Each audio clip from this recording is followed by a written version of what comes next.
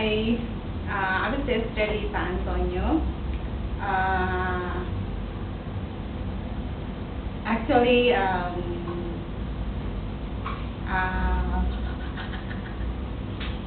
hindi ako ang nag-apply dito. Kung paano ko nakuha ang bago kong amo ngayon is through my friend. Binigay niya sa akin ang calling card dito. So, pumunta naman ako. And then, nag-posting ako ng Wednesday.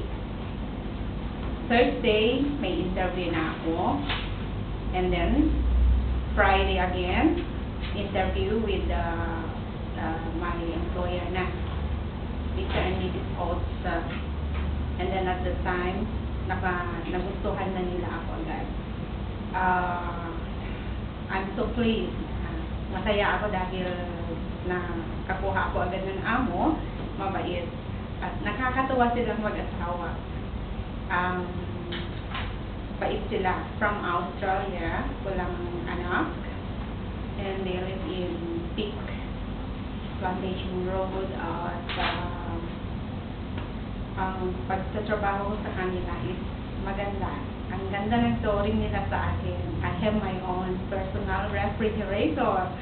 Mayroon akong sariling kwarto, may TV ako, lahat. At mataas ang sahod kong ibinigay sa akin.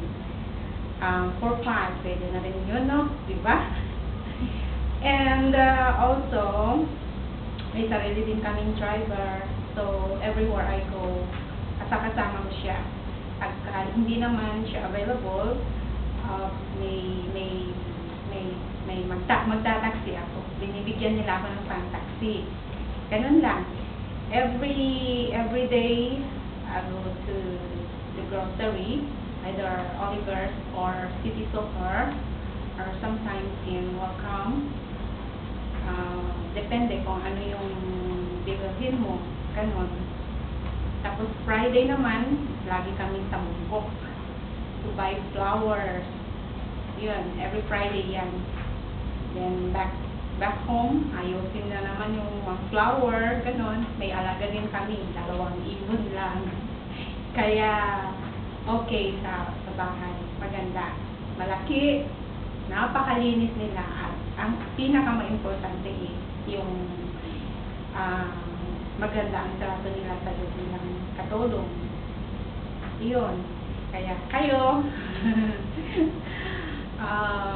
lahat tayo naman may swertehan lang sa amo, but sa lahat ng mostly naman is magaganda ang amo natin.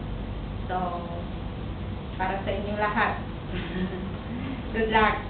At pagbutihin lang natin ang trabaho natin para magtagal tayo sa ating mga amo. Salamat.